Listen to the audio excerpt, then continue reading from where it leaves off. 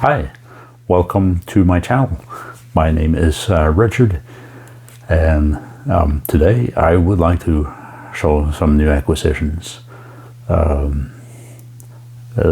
of the last few weeks, not everything, but a few things, I've been finding some used stuff, which is good because there's a lot of stuff on the want list and too expensive to buy it all new if I can find it in reasonable shape on the used market. So right now I am not going to any stores, but I found a few eBay sellers that can have some stuff that I would enjoy in reasonable condition, and also one of my local record stores on occasion has some stuff as well, and I'll show you one thing that I found there that I was able to pick up curbside, even provided good service. I will start with Audience, the album The House on the Hill. There's kind of an interesting cover art on this, I think. More so maybe the front and the back as opposed to the middle. You just look at the album, I think of the movie and the board game Clue, or maybe some kind of Stephen King-esque about it. Certainly the scene on the back where there does appear like something nefarious happened. I think Audience is probably an underrated band out there in the prog world or in the rock world. Now I'm not maybe an equal fan of all the albums that I've heard. I have 3 of their 4 albums. I need to really check out their. I think the first album they had, or maybe it's the second. But House on the Hill is definitely my favorite album as a whole from Audience. The album came out in '71. One of their tunes, Indian Summer, I think got close to ending up on U.S. charts, or came in towards the bottom of the U.S. charts. I can't quite recall what I read a while ago now, but there's some other they're really great tunes here that I think are better than Indian Summer. Jackdaw, which maybe also gives you again a little bit of the kind of Stephen King Clue-like vibe here, but it's a great tune. Ravioli is an instrumental. Well, there's no lyrics in it, to put it that way. You do hear some vocals, but no lyrics. It's an interesting kind of Latin feel to it, or Mediterranean feel to it. I Put a Spell on You. Yes, it's the tune that probably many have heard different versions of. If I, outside of Audience, I think of Brian Ferry when I hear the name I Put a Spell on You. I really like the version on this album. It's a great version. Probably not as smooth as Ferry's, but that's also not why. Kind of what I like about this album is kind of forceful music. Most of this. House on the Hill, the title track, is also a great track. I read up a little bit about Audience, and I don't think many of the musicians, after they broke up, I think in the mid-'70s, went to play with other bands, some of them with big names. I know one of the key members, for example, was looking at maybe replacing Jim Morrison even in the Doors. That really never materialized, but he did end up working with Ray Manzarek, the keyboard player from Doors, for a while afterwards. The band Audience, they reformed for a little bit, I think in the early 2000s, and there's a live album I think from 2004, 2005, one of the original band members had passed away at that point, and so he was replaced. But I'm not really familiar with I'm not familiar with the live album. But if you want to check Audience out, highly recommend House on the Hill. And I will do a quick show of other Audience music I have. This is Audience self-titled on CD, and their album Lunch on CD. Next, I will skip to an album that I suspect many will recognize and maybe be familiar with. This is Carlos Santana, and on this album he's noted as Mahavishnu John McLaughlin. The album is Love, Devotion, Surrender. I got this copy, which was probably one spot on the cover I could have been without, but I think $8 at the local record store, which is not bad. The record itself the vinyl is in very good condition, and yeah, I wouldn't venture to grade it myself, but I would imagine at least the VG Plus probably maybe better than that. But there's two Coltrane, John Coltrane tracks on here, A Love Supreme and Naima. Certainly this is not meant to be quite his rendition of those songs, which you wouldn't expect with the two heavy hitter guitarists like McLaughlin and Santana. I've seen some critiques about the production quality not being consistent on this, and some says, well, they're just jamming, and I really like this album. It's if you have the time to really sit and listen, it's not music I do anything else to. It's sit down and listen music. Some other musicians that I recognize, at least on here, and I maybe should recognize more of them, but would be Billy Cobham and Jan Hammer. I hear Jan Hammer, I always think of Miami Vice being born in the 70s, but really growing up in the 80s. Think of Miami Vice and Pink Flamingos in the opening scene. Then I will skip to something from the home country again, some Norwegian stuff, and we can do a 2-second game of guess the record label. This is, of course, in the gramophone, and yeah, there's a few noses there in different colors. This is Krokofant and their third album, Krokofant 3. I showed the second album in my last video. Finally got the third album in. The sticker here says this is one of the first 500 copies pressed, and the perk of that is that it comes with a CD, which I like. This is really heavy, relatively heavy progressive jazz, is how I would characterize it. This album has the three kind of standby members of Krokofant, but there are I think there maybe are some other ones involved as well, but this album I think needs to be played with some volume. It's not something you want to fall asleep to, or perhaps can't fall asleep to.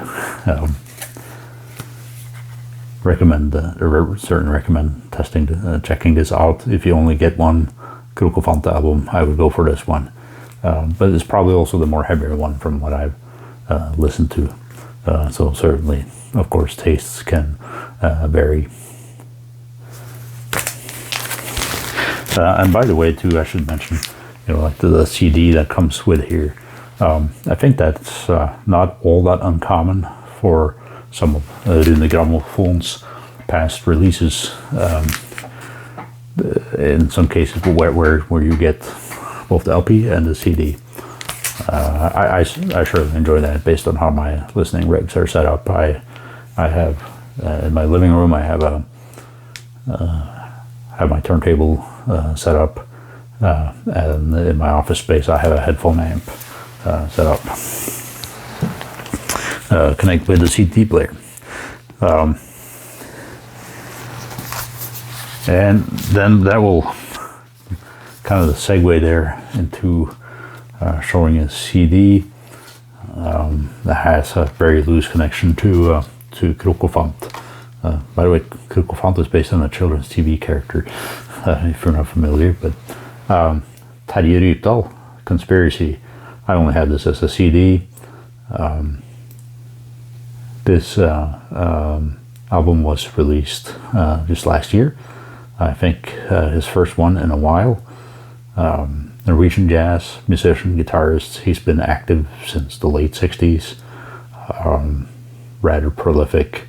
Probably the single artist that I have the most CDs of, or at least where he is one of the key members. Jazz, progressive type music, but generally I think classified under jazz.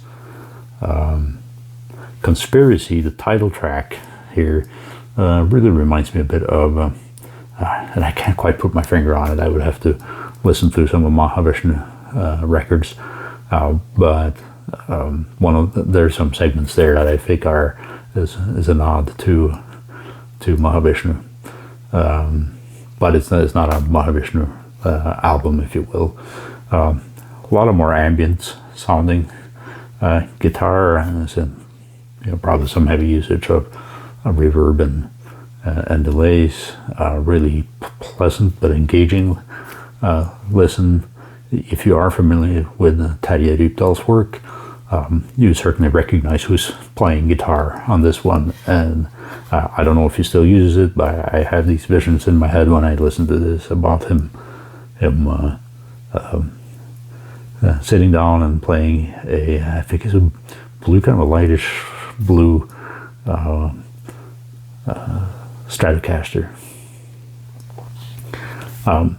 Really recommend this. If you like Rypdal, you want to check it out if you have not had the chance. And again, fairly new. I think got some good reviews from what I saw.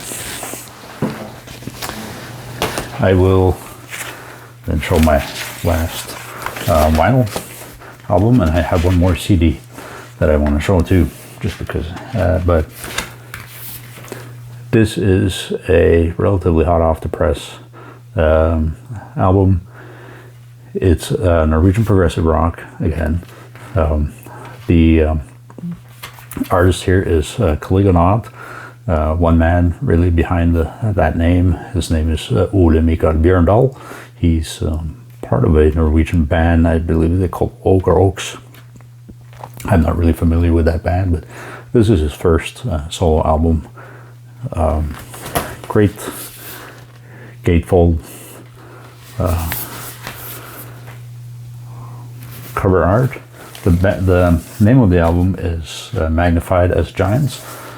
It's on the Norwegian Apollon Records label. Just dropped last Friday, I think, of February, at the same time as the Tusmørke album. And I'll just show briefly here. I got the white vinyl version. There are 4 tracks on this album, so as you can imagine, what you often get on a progressive rock album, with some longer tracks. It has been reviewed as kind of covering a bit of progressive rock ground, if you will, in terms of style and what it sounds like.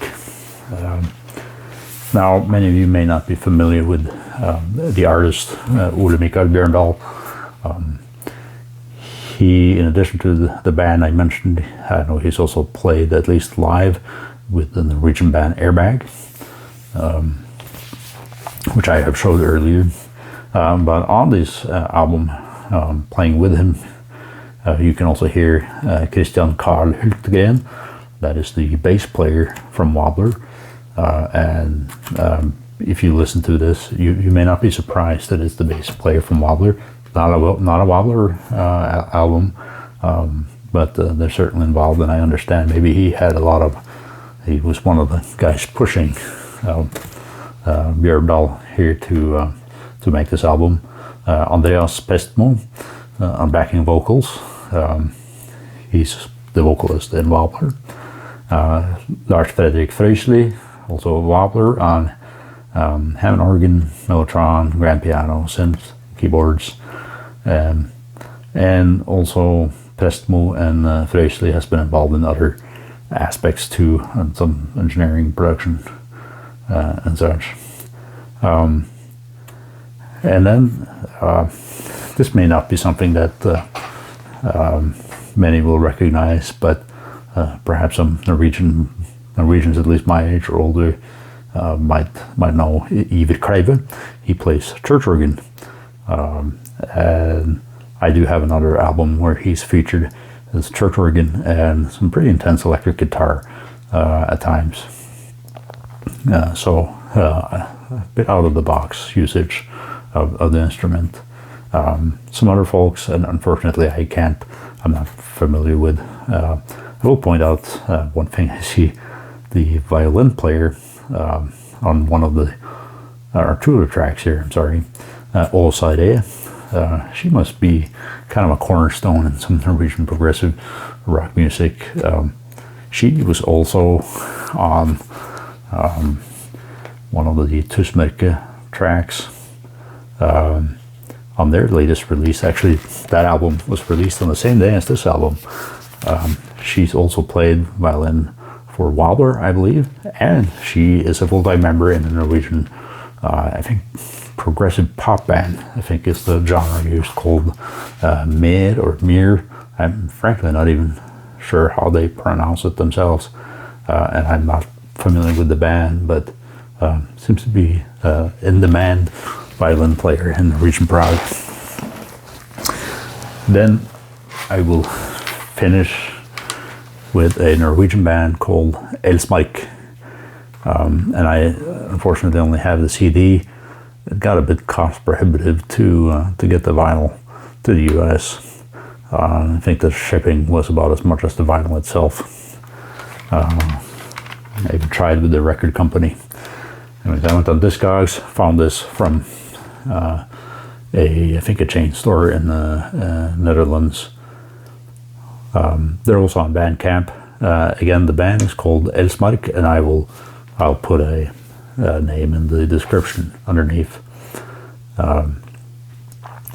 Elds is a self-titled album. Is part of the crew from Jorsjö, a Norwegian progressive rock band that many of you may be familiar with. This was released about a year ago, 2020. It's kind of stitching together from different reviews. So I don't know, I would say it's my term, but a bit of cobbled perhaps from other reviews. I'd say I'd call it Norwegian Forrest Canterbury. So it's kind of progressive, Canterbury style, folk style, and with the folk style having some, to me, pretty clear Norwegian influences in a good way. I'm not a fan really of Norwegian folk music on the whole. It works really well, the influences in this album. It's a lot of flute, some really nice sounding, like distorted guitar, a lot of acoustic guitar, so folky, maybe a tad jazzy. I think Canterbury, as someone described it, fits well. I think it might have been a somewhat overlooked album, at least in some press. Not that I read a lot of music press, but I also seen it done quite well on some rankings, if you care about those things. Most recent, I saw some magazine that last year put for last year releases put Wobblers, Dwellers on the Deep at the top, and this album as number 2. Highly recommend you check it out if you're kind of progressive rock, folk rock, Canterbury scene type stuff. I think you might like it. I played it a lot. You can find it on Bandcamp too if you'd like to have a streaming listen first. I will end too, since I mentioned Yoshe in connection with this album. Just thought I'd also mention that Yoshe has announced that they're releasing a new album on May 6th, I believe it is, and you can pre-order that now from the Norwegian Charisma Records website, and also the US one. Fortunately has it less postage for me. As much as many may have read about the US Postal Service, they have this great product called Media Mail here, which has some really reasonable shipping rates on music and books. It may take a little extra time, but totally worth it. You save a lot of money that way. So that is my video for now. Might be another week or two here quick before I venture into the next one. Life is very busy, but needed a break tonight to talk about some music. Thank you for your time. I hope you're staying well. I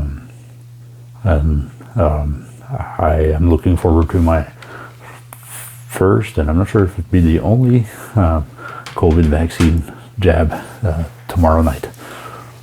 Take care. We'll see you later.